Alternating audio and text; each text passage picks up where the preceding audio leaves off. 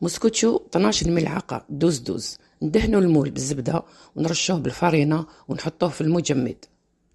3 بيض متوسطين بدرجة حرارة الغرفة. رشة ملح.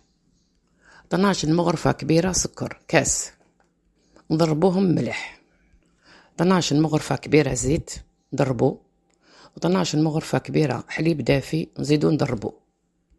لافاني، زازة القارص، 6 مغارف كبار فرينة، 2 خميرة كيميائية 20 غرام، نخلطوهم بالضراب اليدوي. نزيدو 6 مغارف كبار فرينة، نخلطو ملح، وفي الأخير مغرفة كبيرة خل. نفرغو الخليط في المول ونخبطوه شوية. فرن ساخن على 160 درجة. نقلبها ونخليها تبرد. نزينها بالسكر الناعم بهذا الشكل. موسكوتشو طالع خفيف لقهوة العصر.